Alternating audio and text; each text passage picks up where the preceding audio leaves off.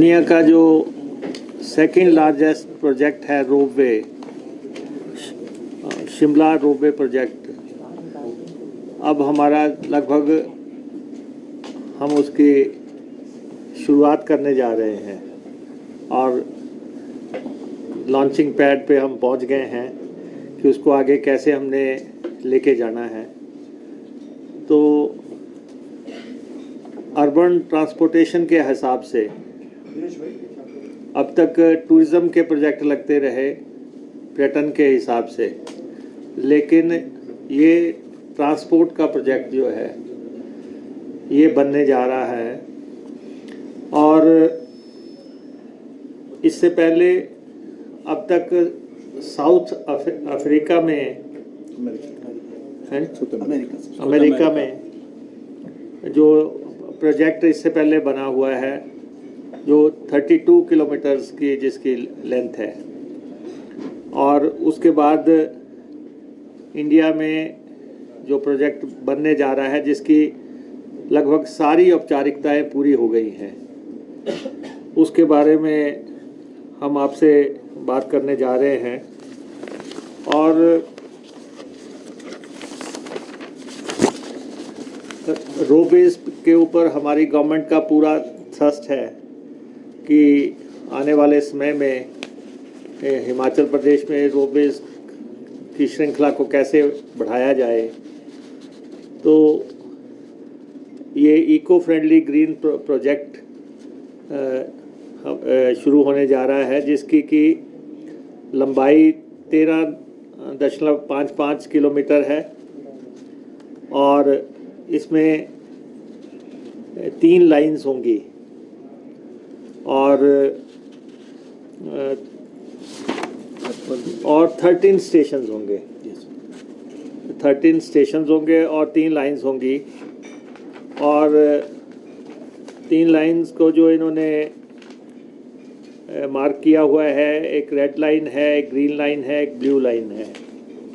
और इस प्रोजेक्ट पे 1555 करोड़ रुपया खर्चा आएगा। और एनडीबी के साथ हमारा टाई अप हो रहा है, ब्रिक्स बैंक के साथ, जिसका हेडक्वार्टर चाइना में है। और इसमें 20% इक्विटी होगी हिमाचल प्रदेश सरकार की और 8% लोन होगा और 72% ग्रांट होगी। इस पैटर्न पे ये प्रोजेक्ट बनेगा और इसकी डीपीआर बन के तैयार हो गई है, कंसल्टेंट हायर हो चुके हैं। इस प्रोजेक्ट को ई क्लियरेंस की ज़रूरत नहीं है और फॉरेस्ट क्लियरेंस की ज़रूरत है, और जो हमें आने वाले 2-3 महीने में हम जो हासिल कर लेंगे।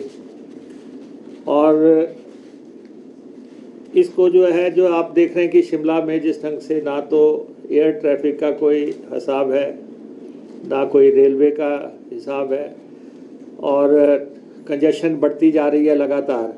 और ख़ास तौर पे आप चंडीगढ़ से तारा देवी पहुंच जाते हैं, लेकिन तारा देवी से शिमला जो अंदर चलना है वो उसमें उतना ही समय लग रहा है जितना आप लॉन्ग रूट से जाके आते हैं। तो इसके चलते इस प्रोजेक्ट को फ्रेम किया गया है और ये 40 साल की आने वाली ट्रैफिक को मद्देनज़र रखते हुए प्रोजेक्ट बनाया जा रहा है।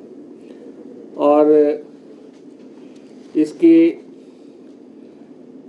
इसमें जो शुरुआत में कैबिन बनने हैं वो 220 कैबिन्स बनेंगे, और जब फाइनली पूरा प्रोजेक्ट बन के तैयार हो जाएगा तो 660 कैबिन इसमें लगेंगे।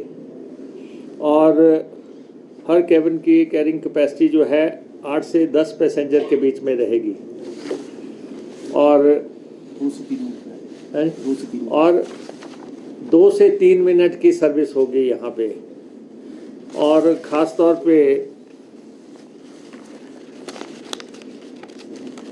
जो संसार की बड़ी कंपनियां हैं वो कंपनियां जो है अब टेंडर करने जा रहे हैं हम, ख़ास तौर पे जैसे डोपलमेयर है और लाइटनर है, ऐसी कंपनियां जो है इस रोपवे को बनाने के लिए आ सकती हैं आने वाले समय में। जो पहले रोपवे जो है बोलीविया में पहला बना हुआ है 32 किलोमीटर का जो है, और वो आपको हम यहाँ पे दिखाएंगे भी। और इस प्रोजेक्ट को हम हर हालत अंजाम पे पहुँचाना चाहते हैं, और इसलिए हम आपसे भी सहयोग मांग रहे हैं। और इसके बाद एक और ट्राई हम कर रहे हैं, संसार का सबसे बड़ा प्रोजेक्ट हिमाचल में लग जाए, तो उसके लिए हम परवाणु शिमला को प्रपोज कर रहे हैं। 38 किलोमीटर का प्रोजेक्ट है, अब तक 32 किलोमीटर का सबसे बड़ा है संसार में। हम इस पे भी हमने कॉरपोरेशन को, चेयरमैन साहब को ये कहा है कि इस पे भी साइमल्टेनियसली काम आप शुरू करें, ताकि सारे संसार में अगर हम पथ प्रदर्शक बन सकें। तभी हमने आपको ऐसा ना कि इसका तो कम किराया है। हाँ, ये प्रोजेक्ट जो है इसमें क्योंकि स्टेट गवर्नमेंट इन्वॉल्व है सीधे, तो इसलिए इस प्रोजेक्ट के आने के बाद किराए का कोई मसला नहीं रह जाएगा, और सारी ट्रैफिक जो है रेगुलेट हो जाएगी। जहाँ नीचे लोगों को मुश्किलें आ रही हैं, उसके लिए जो स्टेशंस हमने 13 निर्धारित किए हैं, और जब अल्टीमेटली जब 660 ट्रॉलीज लग जाएंगी, और उसके बाद मुझे लगता है कि ये बेहतरीन प्रोजेक्ट होगा देश का। है जी, ऐसा है ना, 660 ट्रॉलीज लगनी है, और एक ट्राली में 8 से 10 मिनट लगने हैं, और 8 से 10 लोग बैठेंगे, और 6,000 हो, 5,500 होंगे। हाँ, और जो है 2 मिनट सर्विस होगी, 2 मिनट या 3 मिनट, इतने में अगली ट्रॉली आ जाएगी। सर, क्या इसमें केंद्र की पर्वतमाला योजना का कंट्रीब्यूशन है? दूसरा सवाल ये कि जब भी पहाड़ी क्षेत्रों में हम रोपवे डेवलपमेंट की बात करते हैं, तो इसमें हमारे पास चुनौतियां क्या रहती हैं? नहीं, देखिए, ये तो एक बहुत प्रतिष्ठित प्रोजेक्ट है देश के लिए, कि देश का पहला सबसे लंबा और सबसे बड़ा प्रोजेक्ट बनने जा रहा है, और ये पर्वतमाला का पार्ट नहीं है, ये पर्वतमाला का पार्ट नहीं है, ये बिल्कुल अलग है, और EAP एक्सटर्नल एडेड प्रोजेक्ट है ये, और NDB के साथ इसका हमारा करार हो रहा है, ट्राई पार्टी एग्रीमेंट जो है उसके तहत ये बनने जा रहा है। और कितना स्टडीज किया सर, शिवसास कितना स्टडीज किया? इसमें देखिए कि बहुत मेहनत हुई है, और रोपवे कॉरपोरेशन ने बहुत पसीना बहाया है शिमला को ट्रांसपोर्टेशन देने के लिए।